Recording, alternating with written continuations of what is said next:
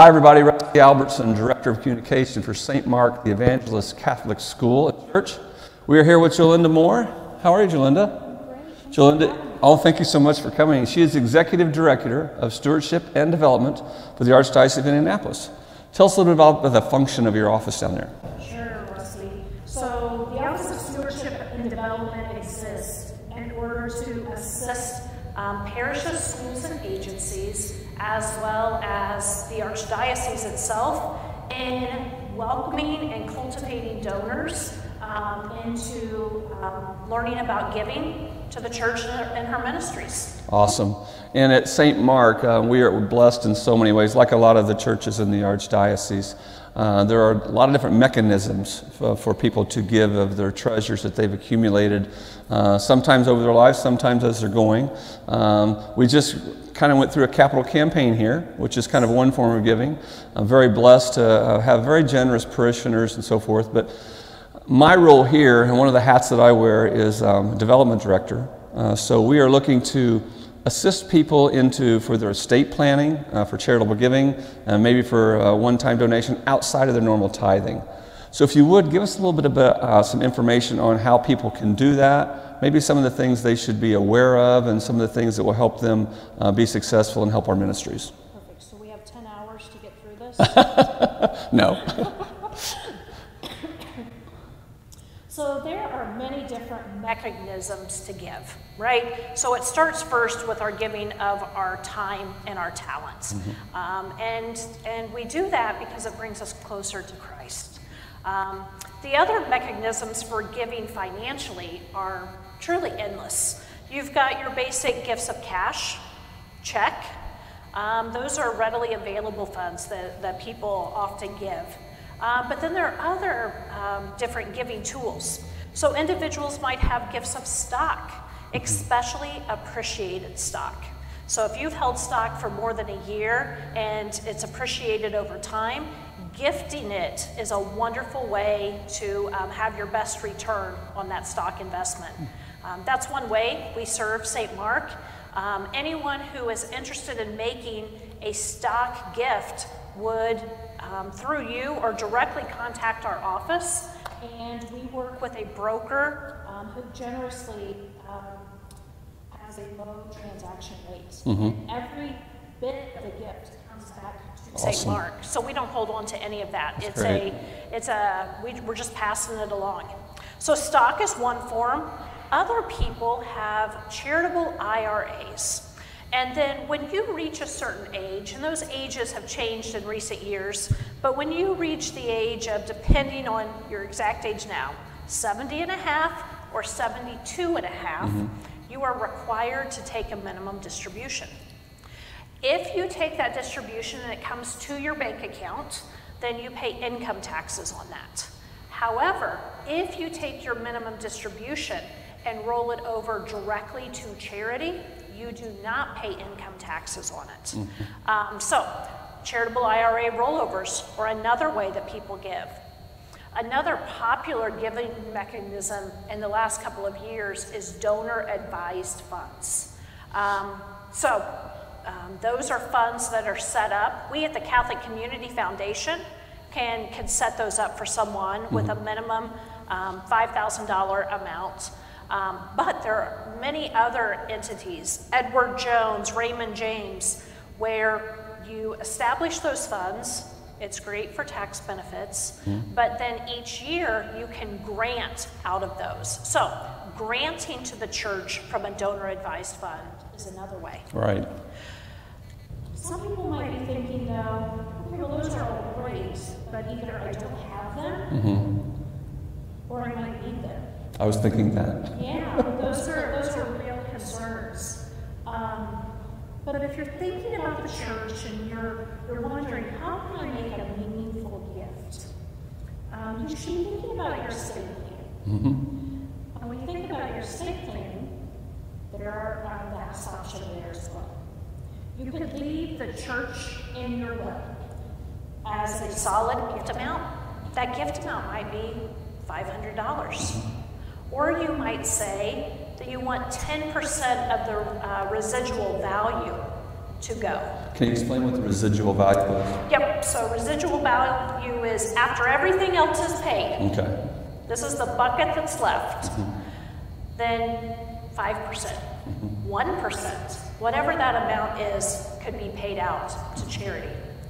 The other way that some people think about it is the church, with God being at the top of everything we do, right? It's faith, family, then some people will think of the church as one of its children. So if you have 3 children, add the church as a 4th, Awesome. and then 25% might go to the church. But there's such flexibility there, right? You've got the option from a $250 gift on up.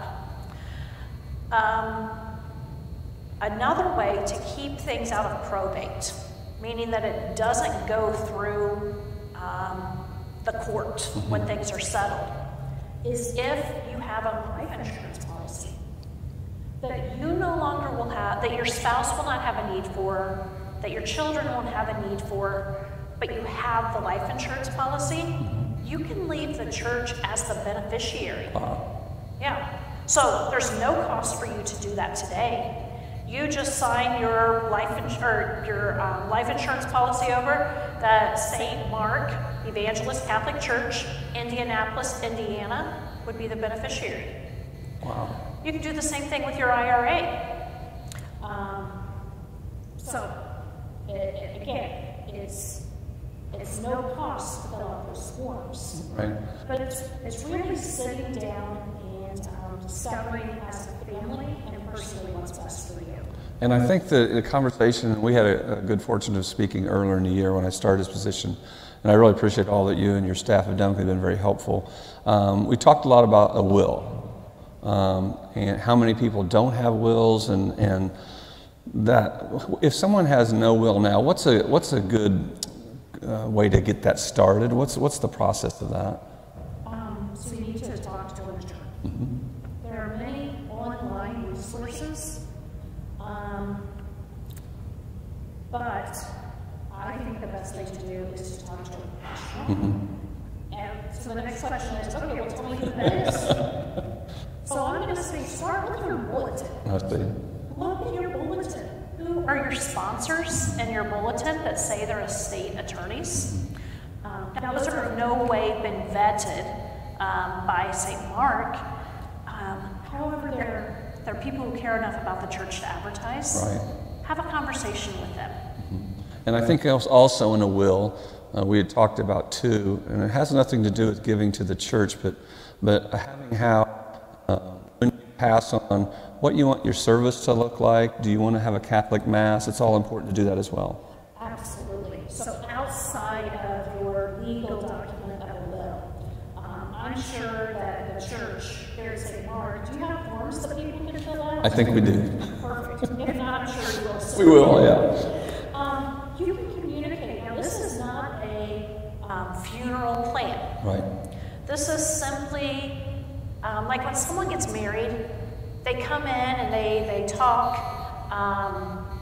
about what the liturgy is going to look like, what songs they want sung, what readings they want held. That's what that form here for the parish is going to include. Right. What I have heard, and from many of our priests in the Archdiocese, is the heartache that they have that so many of their most dedicated Catholic parishioners are not being married Catholic. And that's maybe because their children have fallen away from the church, and their children don't understand the importance that is to those who are still practicing Christ. Right. So with that form, what you have, what Father has, what the rest of the staff has, is knowledge that Mom or Dad had an intent to have a Catholic funeral. And you can say, look, this is dated this date. Right. And share that. Not a legal document, but an intent. An intent. Right. As people think about giving, one of the most important things I think they should do is make sure they're communicating that to their kids, to their family. Right.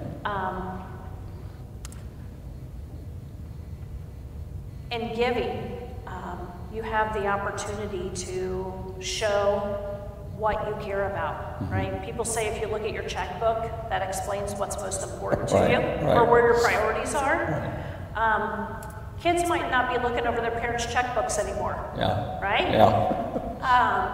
Now, my parents don't enjoy this, but every year, the Catholic Community Foundation, that's part of the Office of Stewardship and Development, has this booklet. And the booklet is for you to outline all of your assets.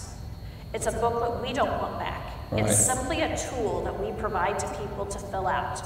So every year I give one to my parents and say, just a reminder, you haven't told me this is completed, and I'm one of 4 kids, and I don't want to assume that I know what my parents' intentions are. So whether it be financial or liturgical, knowing those intentions is a good thing. Right. And I think also, too, you know, a chance for when families have that discussion. I know both my mom and dad are 84 years old and got married right over here in the gym here at St. Mark. A lot of times we don't even know what they have. I know. We don't know what accounts they have, and we don't really want to know at this point. But it becomes very useful, like you said, to have an inventory of that, so they can make sure things are taken care of the way they want them to be. Your parents have that 4-drawer filing cabinet? I think it's 3. Okay. Once they pass, they don't want you spending their time going through that. Right. So in giving, I know that a lot of people, when they look at giving, it's all individually. It's so different for each person. I know that my wife and I and daughter were blessed to take a trip to Myanmar 3 or 4 years ago, and it really changed the way that my outlook on giving. And I know other people have, maybe there was an illness in the family, or themselves, or other things they can do. So a lot of the charitable giving for individuals is formed from something that maybe it's happened in their lives or they've seen. People that are on the fence on giving, what would be your advice from a Catholic standpoint on to kind of, I won't say push them off the fence, but to help them and make a decision? Sure. I think moving forward with how to give is no different than moving forward with anything else. Our faith is a journey, and if you're on the fence, take it to God. Take it to prayer. Absolutely. Well, I've appreciated your time here, and I know that if people have other questions, you're on the website, and they can just click you and ask you a question as well. But if you have specific questions for giving here at St. Mark, please come see me, Rusty Albertson. Not only am I the Director of Communications, but I'm also the Director of Advancement and Giving and different things here. So we appreciate your time. We are a couple days before Thanksgiving, so hope you and your family have a good Thanksgiving. Thank you. All right, and we will see you in the next episode. Have a great day, everybody. Peace.